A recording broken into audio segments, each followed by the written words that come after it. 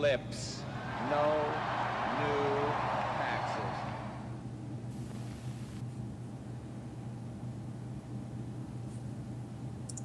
All right. In That another was show. smooth. We're all together. We're all together again. Ed. Am I supposed to be reading? It says, James, welcome to Inside Vaping, your Thank you for 5-second welcoming weekly me. resource for vaping news. Yes, thank you. Our show airs live, bi-weekly, every other Tuesday night starting at 10 p.m. Eastern Standard Time via YouTube live event and at thehomepage.com/. Who put that in there? Where? Who put what in there? What I'm just going to start dropping the S-bomb because it's all over the place here. Every other Tuesday night shitting at 10 p.m. Eastern. It's in memory. Who keeps totally editing the didn't see that. Totally didn't even see that. Just read right over it, right? Read right over. Like, wait a minute. All right. He's not paying attention. Hey, everybody. Oh wait, I'll be back. I have to. Apparently, I'm supposed to be shitting now. Everybody, go take a shit. Man. Come back at 5. You know, I can actually tell you about something that took a dump this week. Man triumphed over machine this week. Do you see this right here? The hell is that? This is a motor for my dryer. Ah. And it took a dump, and the repairman wanted to charge us $280 to fix it. So I went and picked one up for $64 and watched a YouTube video. Thanks, YouTube, on how to fix it. And now, yes, I feel like I've gained some man points after losing them continuously for the last 3 or 4 years through vaping things like twig and berries and all that other stuff. I'm impressed. Gained a couple back. I'm impressed. Yeah. Sometimes I can impress. So we've got some vape mail this week.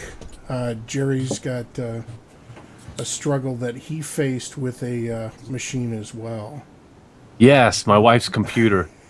So beware of pottery coffee mugs made in Poland because, her morning cup of coffee full of nice hot coffee, as she picked it up and moved over her brand new computer, the fucking handle cracked. Excuse my friend.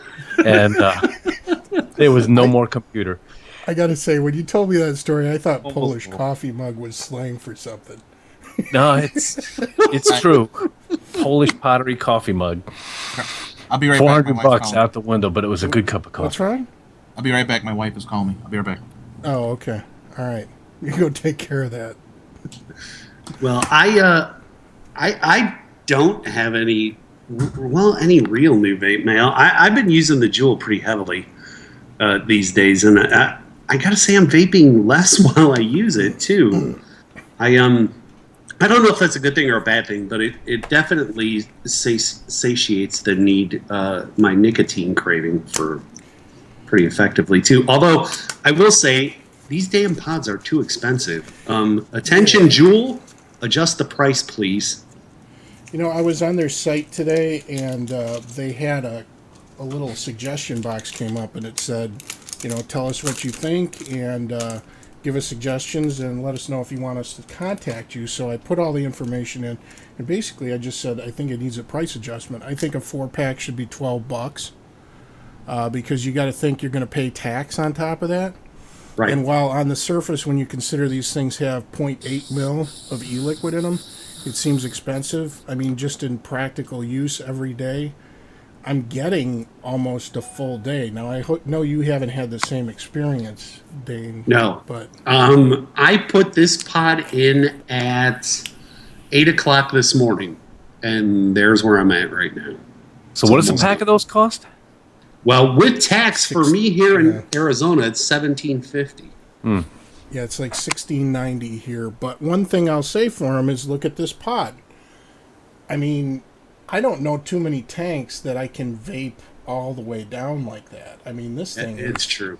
It's dry, and it didn't taste bad until it stopped working. But yeah, I like it.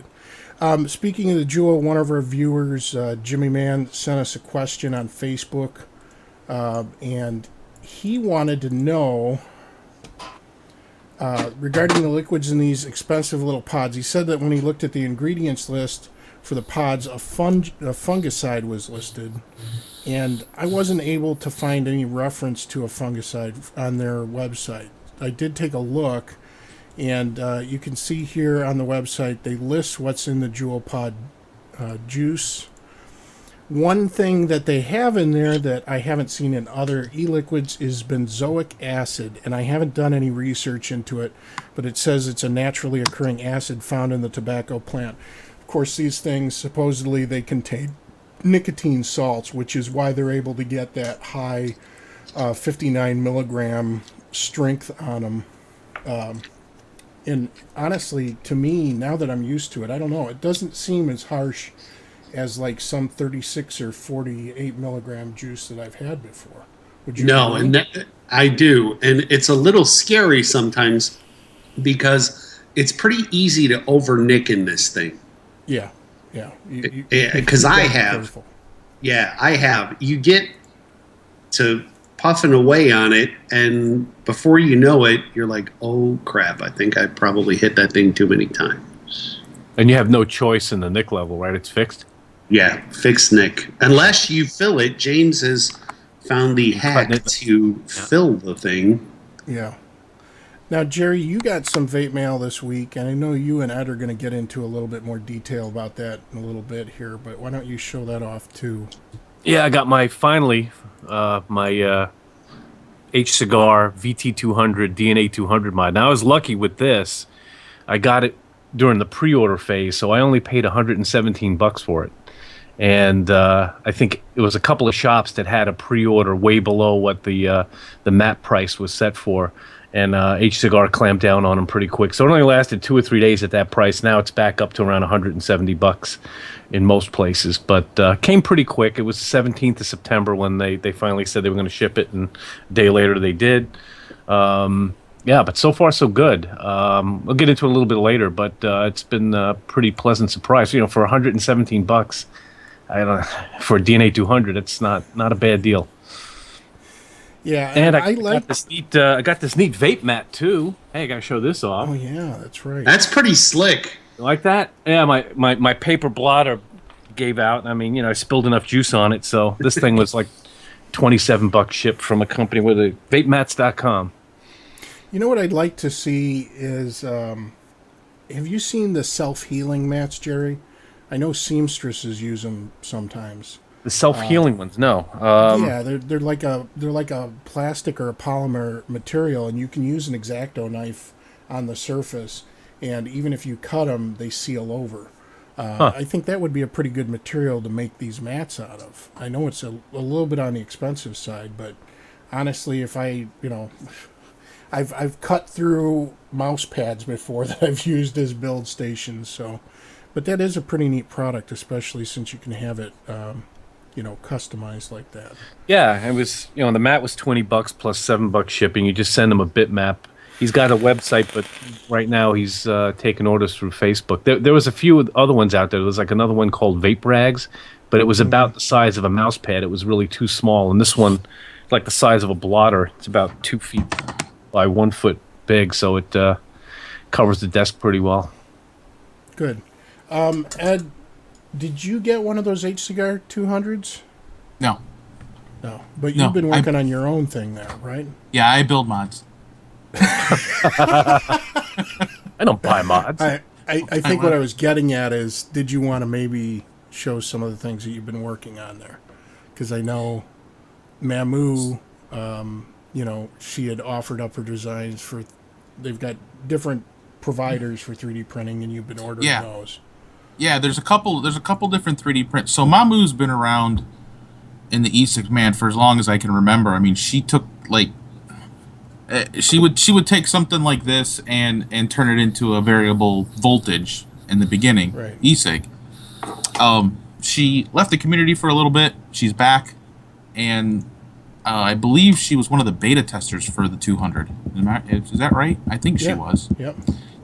So she started creating 3D boxes that you can purchase. This one's called the Infinity, and it's pretty slick. This one's in 2 halves. It takes the same battery as the Evolve Beta. It's a 950 milliamp hour. In size comparison To the Evolve Beta. It's a little bit taller, Mm-hmm. a little bit thicker, and a little bit wider. It's a little bit bigger all the way around. Right.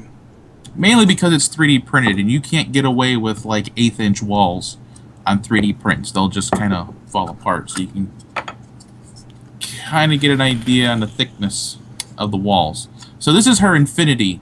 She's got V1, 2, and 3. As the numbers go up, the milliamp hour goes up.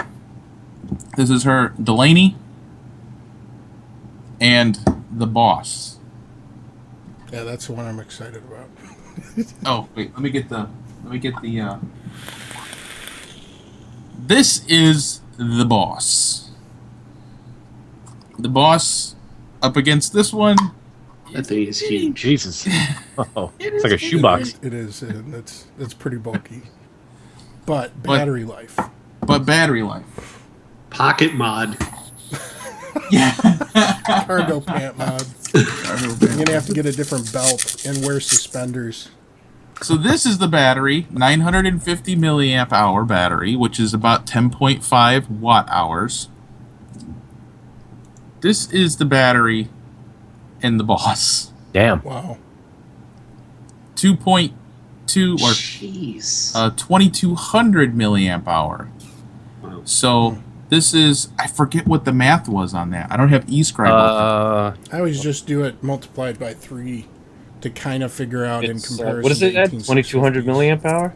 2200 milliamp hour. So 2200 times, what is it, 11.1? Yeah. Divide by 1,000. 24.4 watt hours. 24.4. So this was 10.5. This is 24.4. And an 18650's 9.5, something like that. 9? Yeah. Yeah. So basically a lot of vaping. Probably Yeah, only you need- almost. So that brings up a question, though. How long would it take to charge that? Well, That's a you'll good find point. out. Okay. I do Ed know that Ed originally showed me a mod that had 2 white sides and then the blue one. And that is not known as the Smurf sandwich, but it does look a little like the Greek flag. So Yep. that would be the mod of choice for Dimitri. But not The for Athena. and of course that one's spoken for. Oh, see, I So- like that one. I'm going to snag that one from Bob. You can send him the other one. He'll be okay with it. I don't know if Bob's in there, but... So the cool thing about 3D printing is that, basically you can mix and match the colors, and you just have to buy enough of them. It's a lot of fun. It's a lot of fun building these until mine comes out. I've got one that's similar to the Beta Box, and I got some interesting finishes, coatings per se. Interesting. Solid gold. Hopefully will work out. Hopefully will. Platinum. All right, let's roll on with the show here. Hold on, one more thing. Vape mail. Oh, I got what'd this. you get? What is that? This. What is Is that? it a Tamagotchi? And yeah. Nobody Let knows me, who that is anymore. He killed it. Wait. A pager? Yes. Okay. So what this is, and I got to make sure I plug it in. So you got your 3-cell lipo, and you plug it in, Explosions. which is a little bit difficult to do. Don't bend the pins, Ed. It's brand Try new. not to. Try not to. Shit. There we go. I got it. Ooh. And it gives you each cell before Nice. ever putting it in a mod. So this is great for modders. When you get your batteries in, you can check them before you put them in the mod to make sure they came in good. The other cool thing about this is if any of these cells is more than 0.02 volts off, after 5 seconds, this starts balancing the cells for you. Wow. So Very this cool. is really cool. This was on Hobby King, and it was I don't know, $14 I think it was. What But yeah, was, so this is cool. Wasn't there like the cases from Mamu, if somebody wants to buy a case, like they want to attempt to put the chip into a case themselves. Yes. There were two different sources, right? Do you have those links handy? Because somebody in chat is asking for a link. The easiest thing to do is go to mamumods.com. And she's got mamumods.com.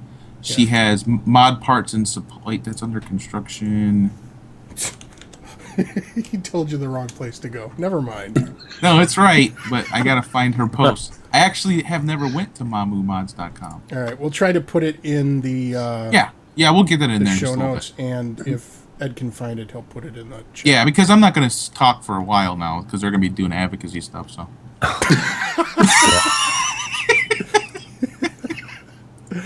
Oh man! All right, so getting right into that, Jerry. I don't know. Did you want to talk about the VT200?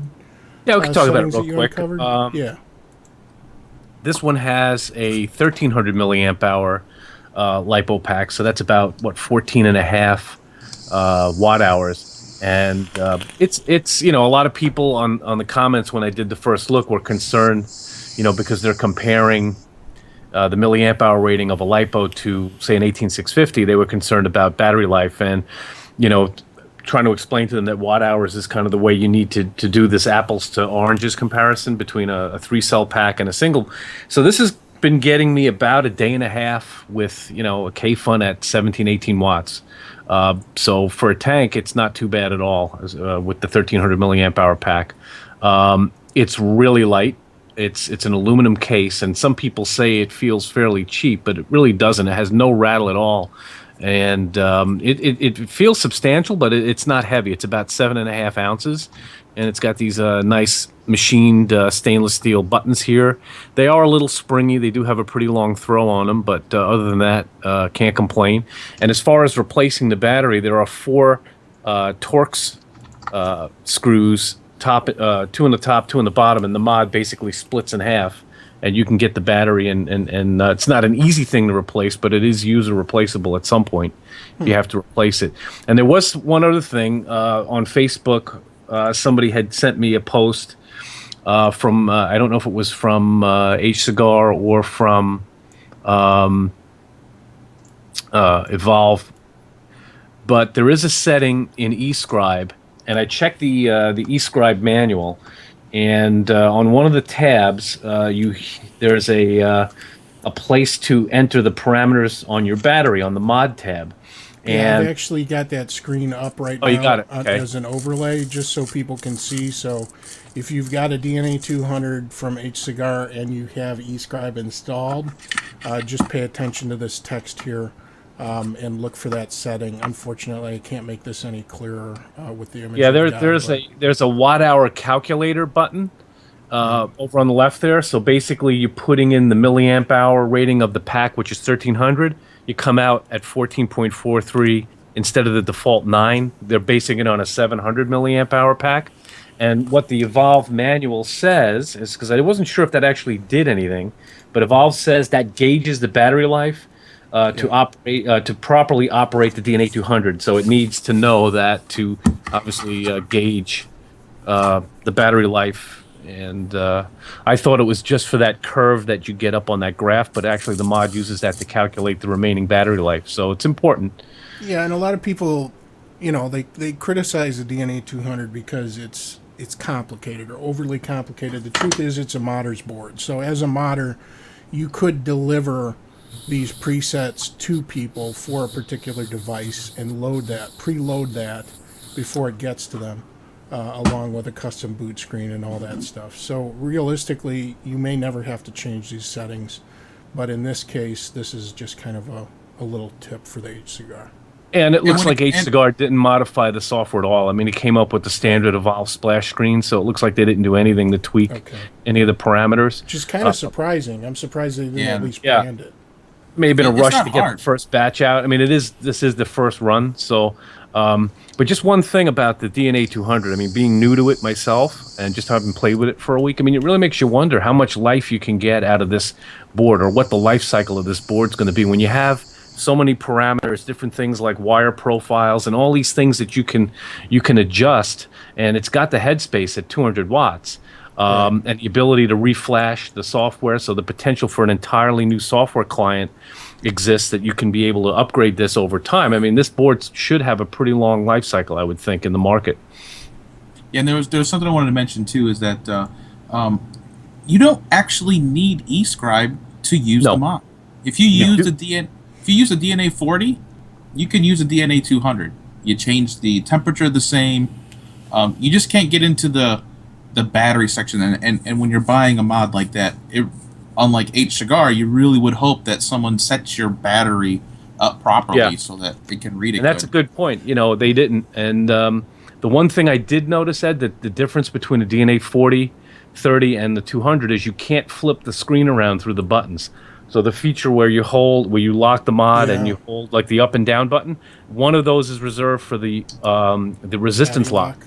Yeah. Right. So the ohms lock or the resistance lock. So you can flip the screen through eScribe, and then you have to flip the button orientation, the up and down button, separately on a different page. Yeah. So that's kind of different. I did that on my beta. Yeah. So I flipped the screen around and the buttons were upside down, and normally that just kind of came together. But again, through eScribe you can do it. Ed Costello's in chat, and he says he wants you to mod him an Ego battery with a DNA 200. Another one? Damn. I want that on the Juul, but I think the Juul would only give you like maybe 10 seconds of vape time, if that. It wouldn't. That's the truth. But and speaking of that, you know what? Somebody said in chat, "Do I need a DNA 200?" The answer is, and look, I've come to this revelation after spending thousands and thousands of dollars on mods. I have found my happy place when it comes to devices. And to tell you the truth, between these two devices right here, I have all of the range that I need. I have something that's lightweight that I can slip into my wallet when I go out, and I have something that is high-powered and can run a tank, or it can run a dripper, or anything I want. So between the two, that's good for me. Whatever works for you, that's good enough. And I agree with you there. The DNA 200, you can run it. Ask Jeannie K. She runs it at 11, 12 watts. But it's the efficiency of running it there. It works just excellent. I know we've said it before, but I think Evolve really redeemed themselves with the DNA 200. Yeah, I agree. And something that's really cool that you're probably going to start seeing more, and maybe not in the next few months because Evolve's got a little screen issue. You're going to start seeing some dual battery setups, because there is a setting in eScribe where you can select a 2-cell battery, which is the same thing as two 18650s. Now your max wattage will be 133 watts, but now you're looking at about almost 20 milliamp hours. 20 watt hours. Yeah. So you're going to get more battery life because you don't need to go up to 200 anymore. Right. Let's get into the other stuff now. Stuff that you want your eyes to glaze over for, Ed. So the first thing we have here is we have a story from Consumer Reports, and Jerry, go ahead and take it away. Sure. So have you tried e-cigs to stop smoking? So trying to quit smoking, many people are now firing up e-cigs in the hopes devices will help them kick the habit. But whether e-cigs really help in that effort is still unknown, according to a new report from the U.S. Preventive Services Task Force, which is an independent panel of health experts that advises the government on health issues. The current evidence is insufficient to recommend electronic nicotine delivery systems for tobacco cessation in adults, including pregnant women, the report concludes. And in August, Britain's health advocacy or health advisory group Public Health England reached the opposite conclusion, though it has since been criticized, not at least for relying on studies funded by organizations with ties to e-cigarette makers. The task force says the studies done so far on e-cigarettes and smoking cessation have found that the devices are of no benefit in helping people break their addiction. Ed is typing. Quick edit there. Sorry, Ed. Okay. Yes. For example, the task force highlights a New Zealand study published in 2013. It found that e-cigs with nicotine were about as effective as nicotine patches in helping people stop smoking after 6 months, and slightly more effective than placebo e-cigs, which contained no nicotine. The task force notes that smoking cessation was generally low in all three groups. And other studies also show that e-cigs don't help smokers quit. Researchers at the Wait, hold on just a second. This Yep. this just blows my mind, and Jerry's going to continue on with the story, but a New Zealand study, so remember that. And look at what they cite next. Go ahead, Jerry. Researchers at the University of California in San Francisco parsed data from 75,643 teenagers in South Korea. Found that South Korea, yeah. They found that those who were trying to quit smoking were less likely to succeed if they also smoked e-cigs. And even worse, many of the teens actually ended up smoking more traditional cigarettes. What's more, a study from the Center of Environmental Health released earlier this month suggests that e-cigarettes may expose users to harmful chemicals such as formaldehyde. And at this point, we don't have enough proof that e-cigarettes are safe and that they are a useful tool for those who want to break their smoking addiction, says Consumer Reports Chief Medical Advisor Marvin M. Littman, ND. So, again and again, I see We'll get 'em. scientists influenced by bogus committees and task forces throw the proverbial baby out with the bathwater here. They cite outdated, refuted studies with no real investigation on their own domestically. And let me emphasize domestically, because South Korea, really? South Korea. That's where you parse data from when you're in San Francisco. It's ridiculous.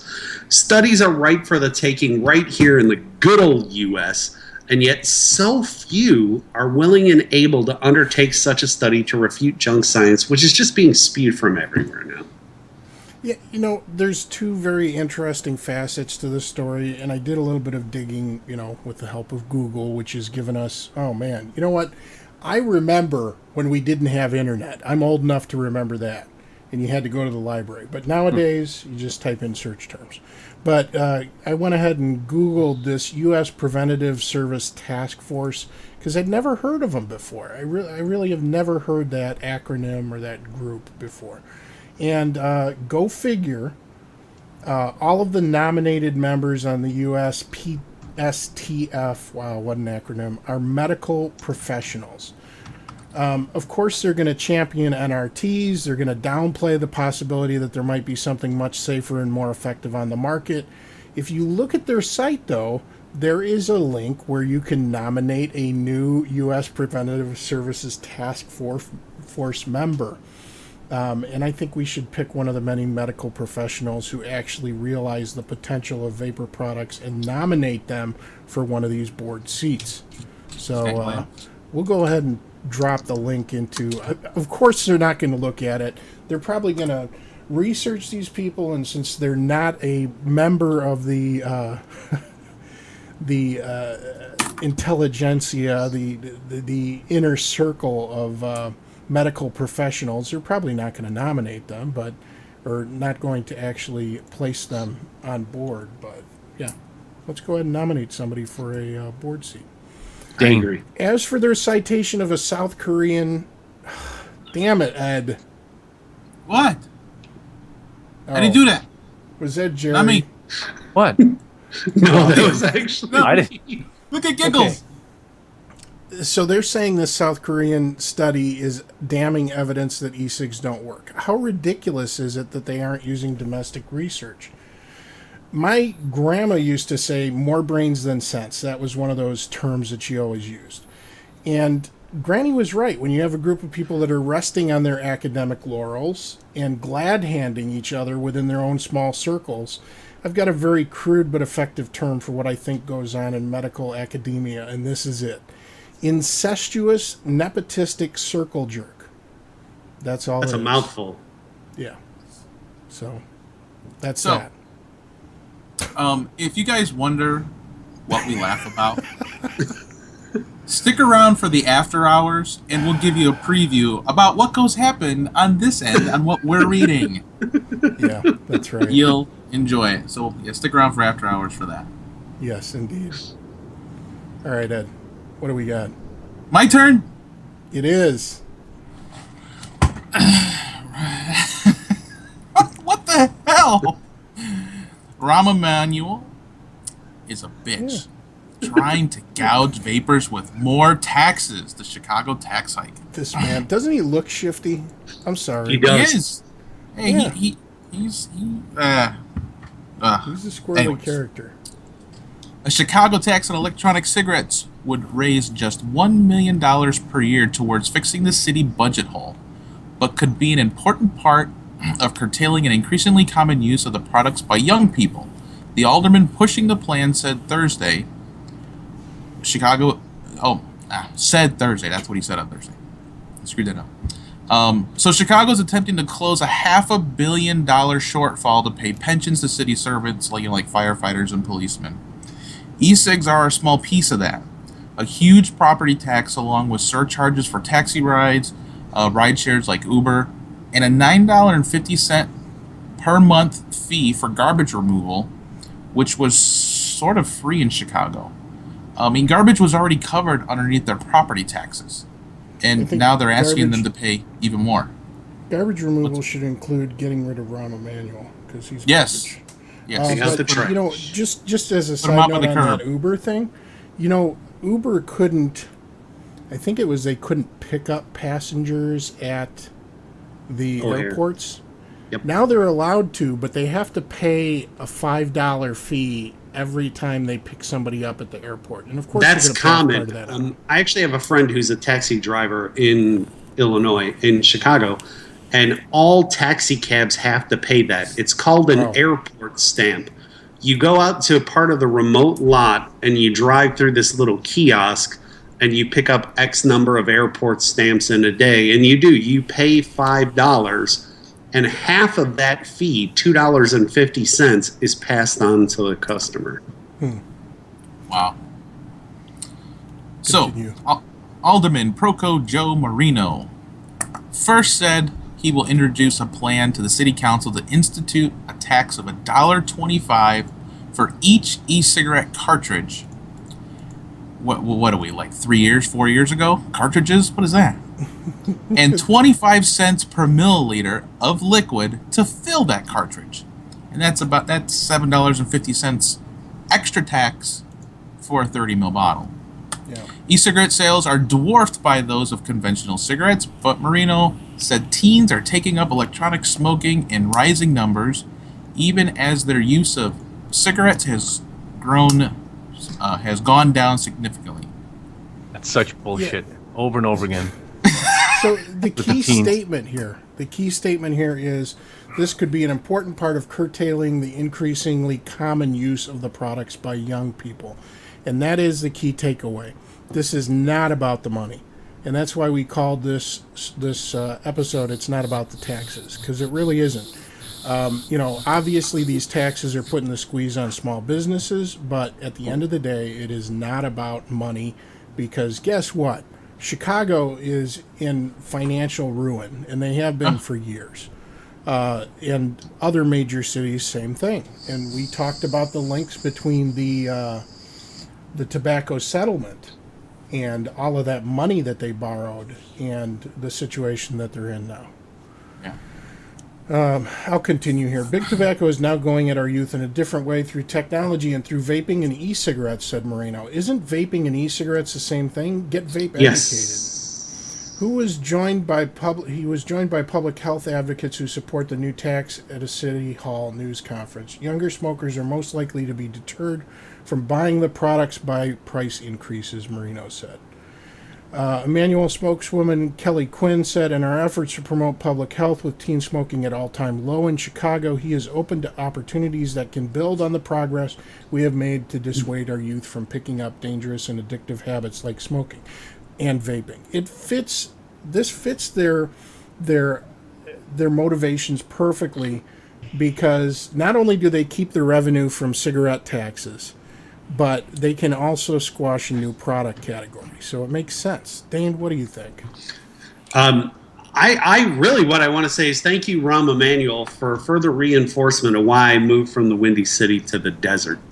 And a little bit of advice for you, Rahm Emanuel. Your town is destined to be a desert of sorts in the near future as well. Your businesses will desert you, and your tax gap will continue to grow wider and wider. And actually, it's really sad. And I hate to see that happen to the city that I was born in, but it is absolutely ridiculous to start punitive taxation on a product like this that won't even touch the gap that exists in their budget shortfall in Illinois. Yeah. Well, you know what? Here's my takeaway. Rom's days are numbered. I've heard this again and again on local radio shows. He's made several decisions which will guarantee that his stay in office won't be prolonged. Punitive taxation like this is done for one reason and one reason only, and that's to completely destroy small business owners within this country and to make an example to satisfy the ants, which is why we are bringing it back, folks. Here you go. Yep. We've got an award nominee this week, and it is yours truly, Rahm Emanuel. We're bringing wieners back. That's right. He is the BOD nominee for episode 36, Rahm Emanuel.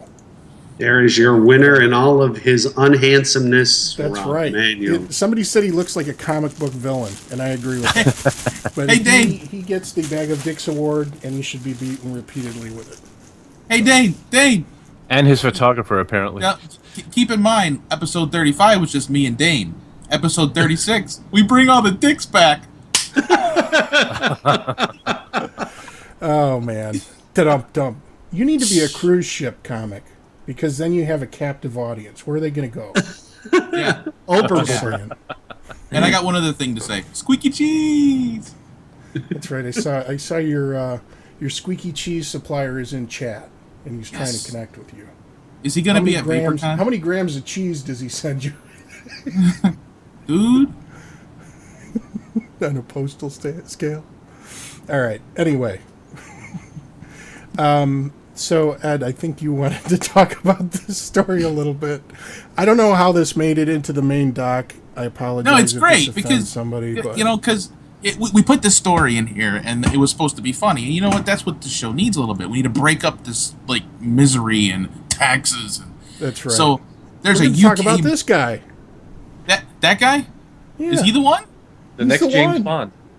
So, a UK man who took 35 Viagra tablets for a laugh had a erection for 30 days. A man found himself Not 30 days. He had it for days. Where do you see 30? for You're making 35 this worse. a long He's time. 30 He he's had a 36 stiffy. years old, Ed. There's a lot of 30s. This is not turning into your fantasy here, okay? So 35 pills. He took 35 pills. He had one of these for days. So a man found himself in hospital after taking 35 Viagra pills in an hour for a dare. Dumbass. Daniel Medforth from Yorkshire said he would take the tablets, which are used to enhance male potency, for a laugh. It's Withersea. He was from Withersea in East Yorkshire. Get it right. Make good Yorkshire. pudding there. Pudding. I'm sure. Pudding. I'm sure he was playing with a lot of pudding too. So, yeah. Oh. The 36-year-old fell ill as a result of overdose and was forced to admit to his shocked wife that she was shocked already. Oh my God! What? Oh no! Oh crap! Things are No. Let's not. Stop. He found Stop. himself That's enough. All right. with constant Here, erection for 5 days. This is the best part of it. After Father- being discharged, Mr. Medforth was forced to stay in bed for a few more days due to constant erections. It wasn't a permanent erection, but every time I brushed against something for 5 days, it sprang into life, and it was no use to me. That's a sad statement if you think Yeah. about it. It was absolutely no use to him. All right, so all joking aside, That was fun. this was very fortunate that he was able to remain among the living, because that lethal of a dose of Viagra can cause a grabber. Hey, Captain Debbie That's Downer, probably shut a up. poor use of terms. The guy, It is. I mean, people All have right. done a lot. I mean, people have snorted wasabi. I mean, I took a hit of this, well, on a cracker though, of that ghost pepper. Oh my God, that's bad. Let me tell you, that ghost pepper sauce. My mouth burned for like 20 minutes. It was bad. So I have a question. If you know on a dare that there is potential harm, Yeah. like serious harm. What's the point? Are you a man? We all done. It's not. It's not about being a man. It's about being a not moron. being stupid. Yes, I agree. Have you ever done anything, Dane, on it there? No. Not like that. Come on. No. Anything? No. Anything that wouldn't kill you? I've done things that would kill me, but not on a dare. That should have killed him. All right. Okay. We're moving on. Yes. Moving on from the boners. That was a hard This small subject. vape shop could be the first victim of DC's new tobacco tax, which is not what it says in the document because people keep changing it. So this is a story from. My audio go out? No, why? Ed was No, I just laughing. muted. That's what it was. All right. So this story is pretty interesting. This is the shop was M Street Vape, and of course, starting October 1st, a new 67% excise tax on vapor products takes effect in Washington D.C. It's probably going to put the shop out of business. Its owner says Fadi Khalaf has been running M Street Vape in downtown Washington for less than a year, but he doesn't know how much longer he'll be able to stay open after the city starts collecting 2/3 of his profits. That shuts us down, Khalaf told the Daily Caller News Foundation. I don't make nearly enough profit to sustain that.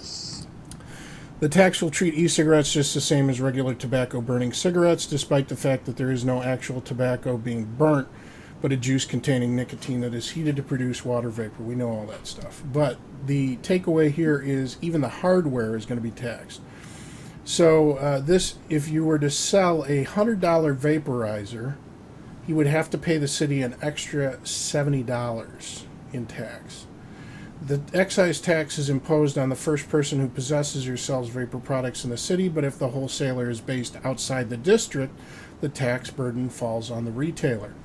So you're talking about vapor shops which have a ton of their products coming from China, so of course the tax would be applied to, them.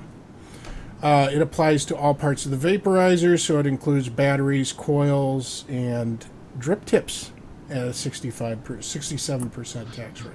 Unbelievable. The city is basically just telling us to leave, Khalaf said. They specifically targeted the vape shops. They're not attacking the 7-Eleven. The convenience store, along with others like it, sells e-cigarette products produced by big tobacco companies like R.J. Reynolds, which Khalaf says can afford to pay the high tax rate. Same thing in Chicago. If you notice, there is a tax applied to pre-filled cartridges, but in terms of affordability, of course, it's a lot cheaper because you're dealing with an infinitesimal amount of e-liquid in those cartridges compared to a bottle of e-liquid. According to DC Fiscal Policy Institute, and this is the important part, if the vape tax will raise $400,000 in new tax money in fiscal year 2016 and $500,000 in fiscal year 2017. Khalaf said the city won't see any of that money because all the vape shops will be forced to close their doors. And that's kind of the point. Dane, what do you think of this? You're going to hear a common theme through tonight's show, and this is it. This isn't just about money. James just mentioned, according to the Fiscal Policy Institute, that $400,000 in the first fiscal year and $500,000 in the second fiscal year. It's not just about money. We hear that all the time in advocacy surrounding this industry. What this is about is setting precedent. And by that, I mean major cities across the country proposing and passing precedent laws that severely limit or eliminate vapor products before there's a federal mandate. If this were strictly a fiscal decision, these proposals and taxes that are put in place now and starting across the country would be far higher and much more restrictive in order to raise more capital quicker. So, this is the thing. Even if FDA regulations come down as favorable, and I know, you probably haven't heard this mentioned enough, they're still not going to interfere with taxation on a state or local level. It's certainly sad to see this happen, but it doesn't change any of the facts. You know, obviously we don't want to see small businesses close, especially in this market segment. And, you know, the majority of the viewers of this show are very passionate about this product and the potential it has to save lives. So in the Chicago tax story that we mentioned earlier, the punitive e-liquid tax is going to generate $1 million in tax revenue. In a city like Chicago, that's a drop in the bucket. Doesn't really matter. Their budget, if you can call it that, is massive. $1 million is not going to make that big a difference to them. So it's not about the money. Once again, it's about making an example. And that's even what they said in the article. It's about discouraging young people from taking up the product. It's about sating the organizations within the healthcare industry, academia, and big pharma. They don't want to see a new market segment gain a foothold within a major metropolitan area, and that's the truth. It's got squat to do with the money. In D.C., even with a punitive 65% tax, the expected revenue is a lousy $400K in 2016. Same thing holds true here. It's not about the money. This satisfies the loudest voices in the room. So who are those loudest voices? Who do we hear from all the time, Dane? We hear from the same people. We hear from tobacco-free kids, AHA, ALA, CDC, Big Pharma. Look at the small business aspect of this. Does it make sense? So in Chicago, and I looked this up, and Chicago Rod's in the room, so I'm sure he can attest to this. Just the Chicagoland area, there's 50-plus small businesses in the vapor products, specializing in vapor products. There's like 14 or 15 major ones within Cook County, and I'm sure I missed some. I'm sure he could speak to that better. They're paying taxes. They're employing people. Some of these people have probably relocated to the area specifically for the purpose of either starting the business or for their employment. And yet, for the sake of $1 million in taxes, and they're applying a very punitive and aggressive taxation schedule to this. It just doesn't add up. I don't know, Jerry. What do you think? Well, I agree with you guys. You know, and on the subject of precedent, how are they going to justify that it's being applied to the hardware? They don't tax cigarette lighters, ashtrays, and pipes at the same rate they tax cigarettes, which probably underscores the fact that this is just about the money. And let's face it, the amount of money they're going to collect probably won't cover the cost of the enforcement. So this is clearly about something else. This is a question, too, though. I mean, aren't, like, mods and batteries, well, maybe not batteries, but mods, I would think that would be considered a durable good. Yes. Yeah. Like with a cigarette, you consume it. Mm-hmm. You know, you use it, it's consumed, you can't use it again. With durable goods, the taxation is normally different. But in the case of Washington, D.C., they've applied this punitive tax to even those things. Isn't that setting a precedent, too, though, as well? Because then doesn't that open the door to re-examine exactly what falls under the category as an accessory or a piece of an equipment for e-cigs? Yeah. It allows for expansion, and it allows for more punitive tax on more items as they become available in the public. They know that this industry has been on the rise and that technology and innovation has stretched this industry even bigger than what they expected because of innovation. And now they look at that and say, well, you know, there's some room for growth still for them too, but we can always attack whatever comes out, because if we get the equipment and the hardware as well as the e-liquid, you know, they're covered. So Ribs made a comment in chat. A tax is better than what us Aussies got hit with. They have made liquid nicotine illegal in Queensland. Now, I thought for personal use you were allowed to import a certain amount of liquid nicotine, and then you can use doublers. There's like some, you know, basically it's something that they can do to get nicotine e-liquid. But still, it's not about the taxes. That's the whole point here. On the surface, you look at it and you say, oh, well, I'm just going to have to pay more money for e-liquid. They're trying to squeeze small business out of major metropolitan areas, and they're doing it on a state-by-state basis, and that's all it is. This is just positioning to squeeze vapor products out of brick-and-mortar locations. And guess what? After the brick and mortars are gone from these cities, they're going to start applying the taxes to the products that are sold via the internet.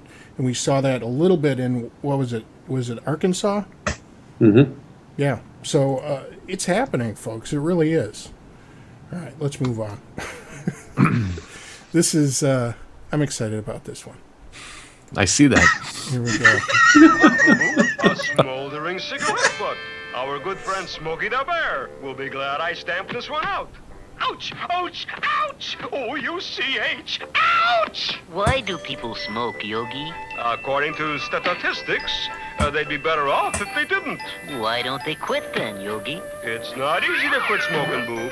Most of today's smokers started as teenagers, before the dangers of cigarette smoking were known. The kids thought smoking made them look grown up. And now they can't quit, eh, Yogi? They can quit, but it isn't easy. Like that man over there. He'd like to quit. He doesn't enjoy smoking, but he's hooked on the cigarette habit. Does anyone ever quit, Yogi? It takes willpower. A lot of people have quit, but the best way is not to ever start smoking. Then you won't end up like that man, smoking cigarette after cigarette and coughing his fool head off. American Cancer Society. We've heard from them. I cough my head off like that all the time, by the way. Those were Silicosis. cloud chasers. You see them lung inhale those things? I did. He was smoking the hell out of that cigarette. He That's sucked down a whole cigarette in one puff. It's amazing. So I guess you're going to be asking yourselves, why did we play the Yogi Bear video? Jerry, tell us a little bit about that. Because Yeah, National woo-hoo. Park Service bans electronic cigarettes from parks. So on Monday, the National Park Service announced that the electronic cigarettes are now banned in any national park area where traditional smoking is prohibited. The NPS said that the measure was taken as a step to safeguard people's health, reports U.S. News and World Report. Vapor from e-cigarettes don't pose the same fire hazard as traditional cigarettes, and research has yet to conclude whether secondhand vapor from e-cigarettes poses the same health threat as traditional smoke. Protecting the health and safety of our visitors and employees is one of the most critical duties of the National Park Service.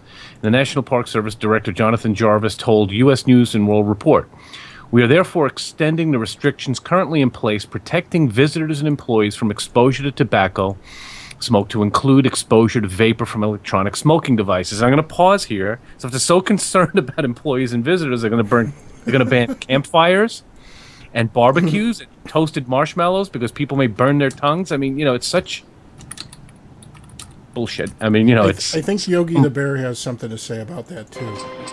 And I can assure you, sir, I'll be one of the good bears from now on. There you go. And me, I promise. Hey, by the way, is that a picture of Ed modeling his latest mod or no? Yes. Oh, man. Yes, yes, it is. Okay. Yes, that- Wow. But to Everybody continue, likes to modify the dye. it's a living document.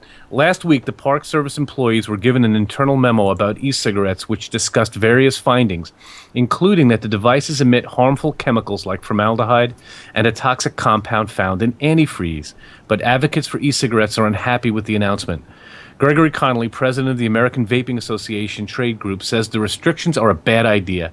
Outdoor smoking bans in parks can at least somewhat be justified by the risk of fires. But vapor products pose no more of a fire risk than a cell phone battery, Connolly said. This behavior is shameful, and any enforcement of the ban will constitute a great misuse of government resources. The National Park Service should leave ex-smokers alone and let them camp and hike in peace. And there's a note here, there are no reported cases of electronic cigarette contributing to an outdoor fire, though the report cited the possibility of the device's powerful batteries to start a fire. The National Park Service lands join a growing list of destinations, including New York City, that are banning the use of e-cigarettes in densely populated or public areas. I'm not all that surprised by this. I know at least in the area that I live, there's actually a couple different park districts that have banned vaping already. But, I mean, does it make it right? I don't understand it. I mean, Clearstream released information about that. We have a couple of published studies that already show that the secondhand risk is, I mean, it's not even something that you can quantify. There's just nothing there. So I don't understand that. The risk of fires, I mean, yeah, we've had more reported incidents of mod explosions, but that's because of the way the media wants to portray a product. I mean, you look at how many cell phones that you've had that have exploded. Heck, Dane lives in Arizona. What was the temperature there today? 107. 107. So, you know, you leave a cell phone in a car, you've in effect created a bomb. You just have to be careful. But again, this just does not make any sense to me, and it's kind of sad to tell you the truth, but expected. That's the way it's going. I'll tell you what, I know I can still snooze there. It's true. You can snooze almost anywhere. It's true. Except well, our for the next dentist. story. I can't snooze at the dentist because he makes me Why? take my portion out before he cleans my teeth. That's rude. That's rude. Oh, well. It is rude. Well, our next story comes from across the pond. It's from the Daily Mail in the UK. The star of Poldark's e-cig habits brings filming to a halt, and the crew got annoyed with constant vaping.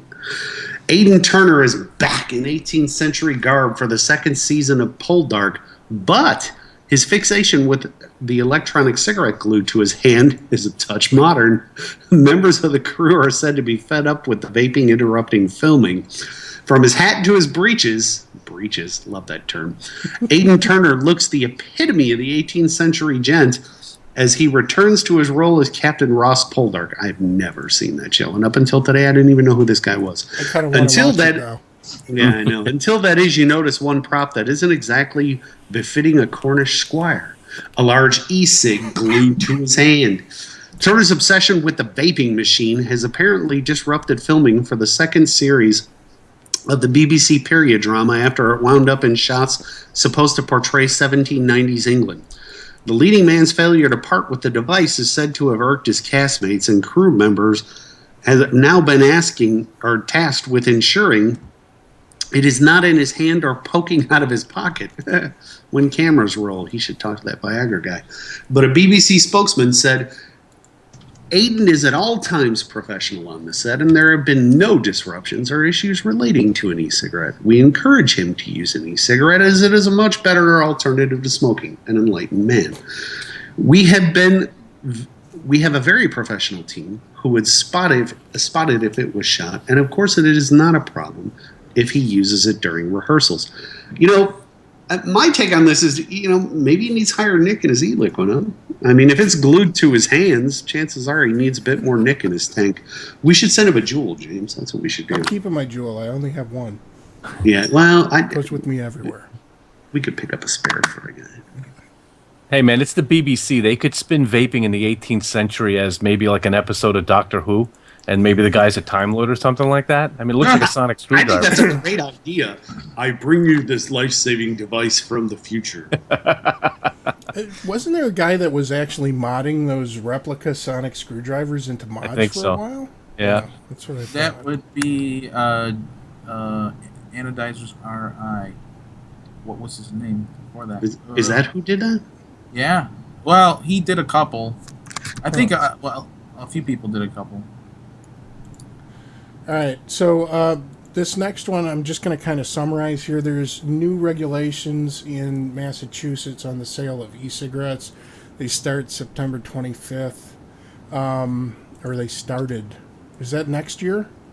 No, I believe it is Packaging enacted. requirements effective March 15, 2016. Oh, sorry. So 2016. But basically these packaging requirements are things that we're already familiar with.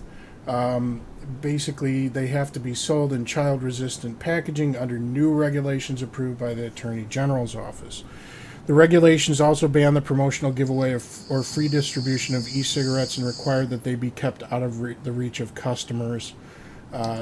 This is not surprising. I was on, oh man, what was that? Was that the Reviewers Queue last week? I believe so. And we talked a little bit about the way cigarettes and tobacco products are displayed in other countries.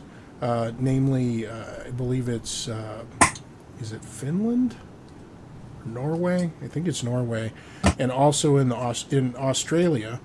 And I know a couple of our viewers are probably innately familiar with this. In Australia, you have these cases that the labels are actually very minimalist, and they have these large warning labels on top of them with, of course, the black lung and people with holes in the side of their jaws and everything else.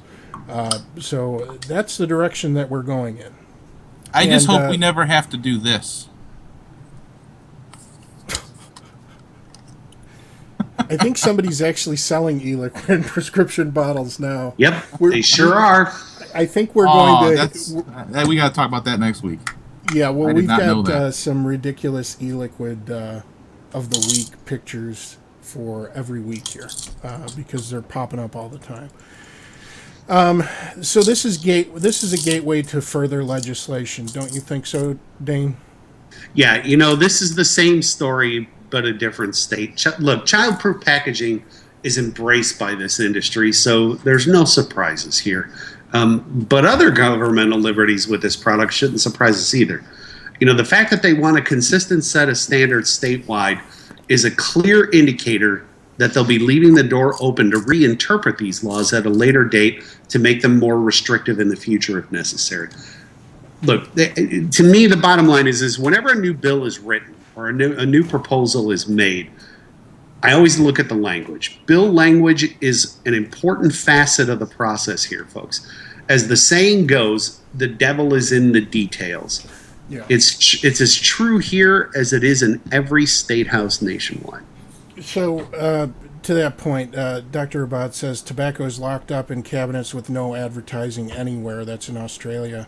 And what I was saying before about, I believe it's Norway, but I'm probably wrong. They also have the same situation with smokeless products, which is why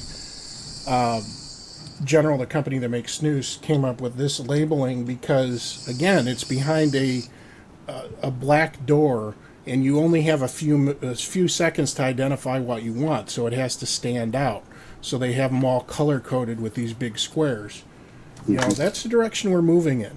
They're getting rid of free samples. They're getting rid of tasting bars in a lot of areas. So, the writing's on the wall. This is probably an eventuality for a lot of major cities that they will eventually, do this there. So, we've got... This is the final segment of the evening. Woo-hoo! In ridiculous e-liquid news, we have a couple new images. Let's see this. Yes, indeed. So the first one... Oh, that's retarded. Look at that. Yeah, it looks like our logo. Who would buy that? Hey, wait a minute. Here it is. Look at that. Oh, man. Oh, you gotta Mentos. be kidding. Is that the one from Malaysia or something? Yeah, it's from Malaysia. They do that a lot. Mentos. They have a lot of Mentos. And then you have Nescafe. This is the worst one, okay? Because I believe it was either last week or this week is Suicide Prevention Week. And there's a new company out there called the Phobia Vape Juice, and they have a new line out. This is the first one. Linenophobia, which is the fear of rope. So apparently it's red rope licorice, but look at this label. It's a guy hanging from a tree. So, the bounds of good taste. We talked about the Holocustard before. We've talked about these companies that capitalize on this stuff. It's just ridiculous. I don't even have... It's the same thing. We say the same thing every week. I don't know. Is it going to end? I don't think so.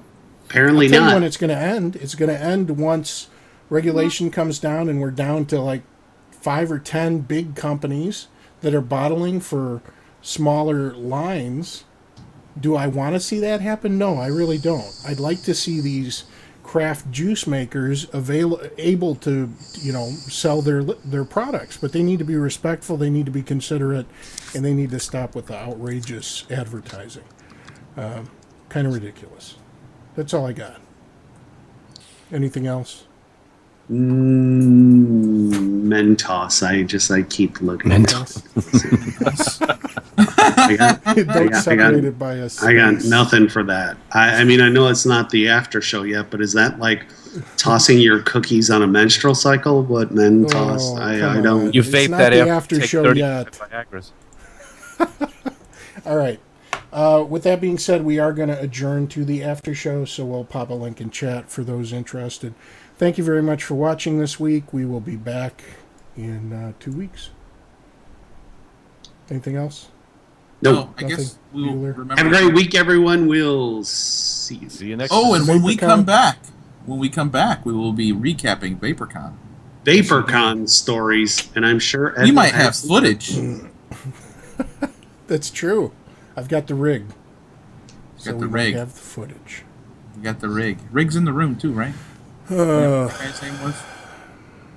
But yeah, VaporCon's gonna be we're gonna have some fun travels getting there. Watch some football on the way back. although Ed told me it might just be me and him, so then that means that you would be watching football while you're driving. So I'll have to No, give you a play-by-play. don't worry. I talked to Anthony. We're good to go. Okay, good. All right, good night, everybody. We'll throw the link to the after show in chat. Do we have a link to the after show? Not yet. Not You yet. have this snazzy outro, though. Look at that. Wow, That guy should the get an world Emmy. explodes. That guy should get a Academy Award for Yeah, best he should special get a effects. 5-pack of Juul cartridges.